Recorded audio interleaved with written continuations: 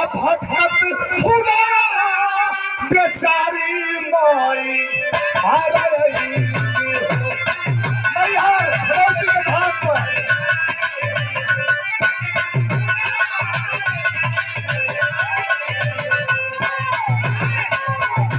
आखिरी सीढ़ी पर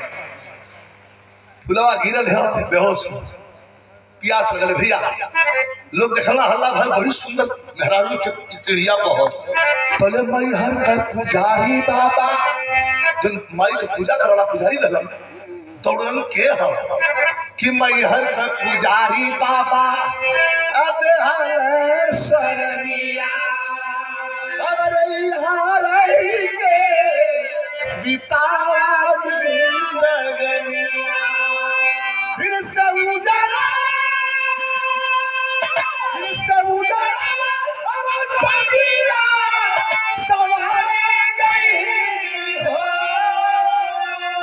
भटकत फूला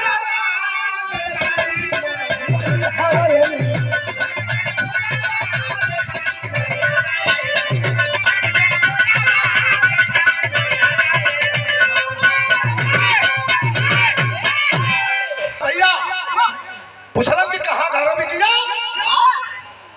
भूलवावे लगल कलश की ना जाने कल बियाह कहाँ भल का याद ना भैया बोला मत प्लीज 5 मिनट प्लीज का तुहार नाम कहा कहे याद ना हो का जाएगा तुहार नाम ना हो तो का कुछ ना याद हो तो हमार बेटी अच्छा हमार बहन बन के रहा 2 टिक्कर लगवा के हम खाए बैठे दुख है लेकिन देख लाई है बिरहा का कहानी मोड़ ले लल सही 40 दिन जब मैहर के धाम पर बिताली